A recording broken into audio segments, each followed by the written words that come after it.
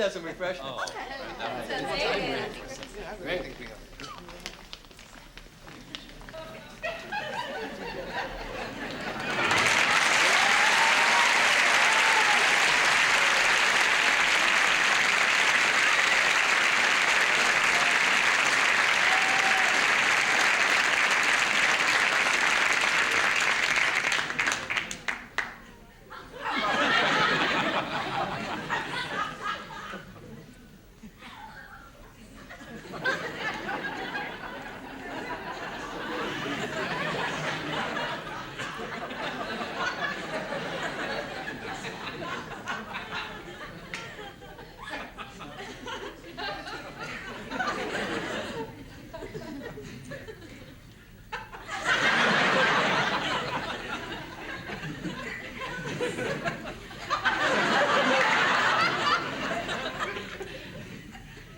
Hi.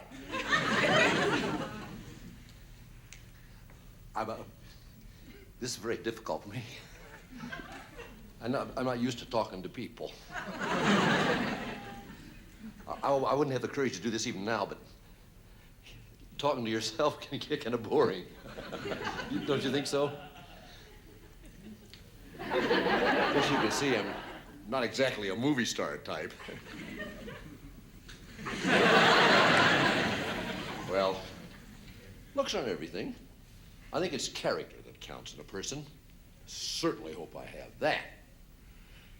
Of course, you know, whenever I meet people, girls, I seem to bore them.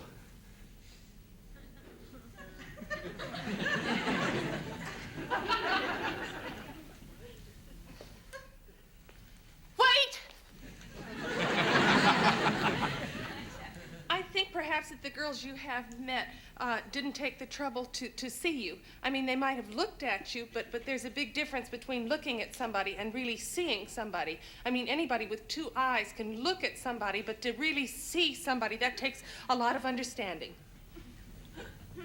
You're nice to talk to. Thank you. I'm afraid that most of the boys I meet, they find me kind of boring. Oh. You boring? It's impossible. I guess perhaps maybe neither one of us has ever met the right person. Maybe not so far. My name's Pete. I'm Betsy.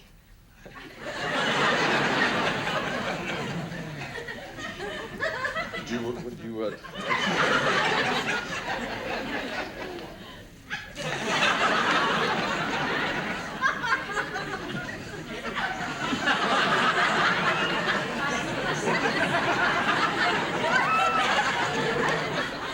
You know, I've had some silly daydreams in my life. Yeah. Yeah, you know, about growing up to be a famous adventurer and marrying the most glamorous woman in the world and everything, you know. I have had a silly daydream all my life, too.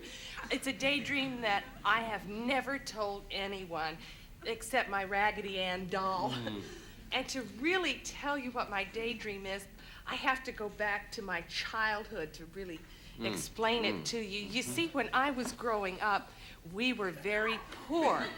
And I never got a chance to read anything very much because we didn't have any books in our house to speak of.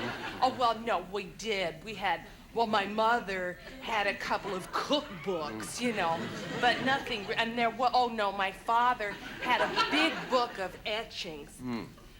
I remember one etching in particular of Stanley greeting Livingston, but I digress. Then one day, my great aunt came over and she gave me my own little personal book of fairy tales. Well, I tell you, that just opened up a whole new world for me. It was like walking into a dark room and turning on a light, opening up a door into a world of imagination. That is wonderful because I know exactly what you mean. You know, I can remember the first time that I opened up Arabian Nights. Yes. yes. You know, I had to read it in secret down the street at Raymond's house because my father didn't approve of me reading. No, he wanted me out there on the sand lot playing softball like my athletic big brother. I'm not finished. So anyway, pardon. So any old who, to make a long story short, I read this fairy tale book, and from then on, one of my favorite daydreams in the whole wide world was, you won't laugh at this, will you? Because I've only told this to one person, my Raggedy Ann You're in Raggedy doll. Ann doll, yes. All right, well, I dreamed, this was my daydream, you see, that someday I would grow up and I would be a princess. A beautiful princess. I know you're probably gonna laugh, you know, me thinking little plain old me that I would grow up to be a princess.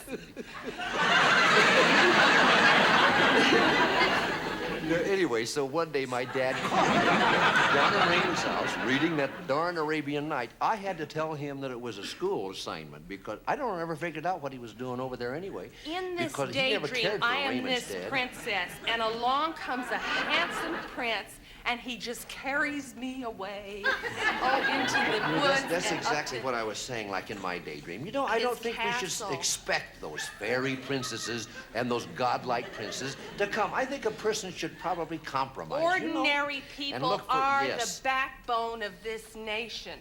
What really counts, and I have always said so, is sincerity.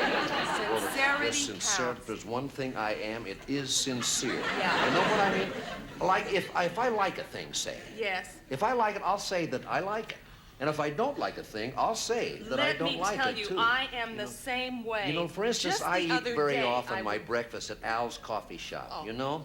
And say I order eggs over easy. Now, suppose the waitress brings them, say, sunny side up. Now, I speak up. I say, I don't like sunny side up, see? And I'm always that. You know what It the seems trouble is with waitresses? you can't get their attention. They don't listen. They don't listen. They don't listen. That would never have happened if she had really listened. I mean, it takes more than 2 ears to really listen. To really listen takes a lot of You understanding. know, the waitress because at Cecil's Cafe, now, she listens. Because I've been eating there for 5 years now. And I've never known her to make that mistake of not listening. I eat at Cecil's, you know, it's a good 2 blocks further than Arrowhead. I say good 2 blocks because, well, actually, it's about 2.5 blocks. See, I live almost, not quite, but almost in the middle of the block.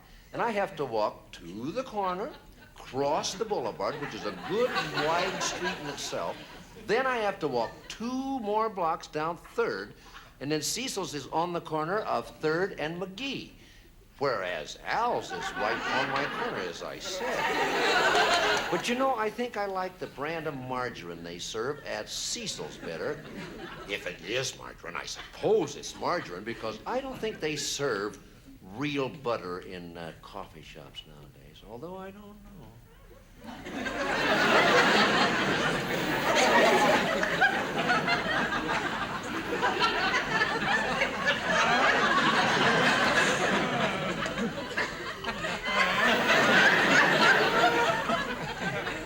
you know it's getting very late. Oh, and is it? I have an appointment Oh, I early do, too. tomorrow.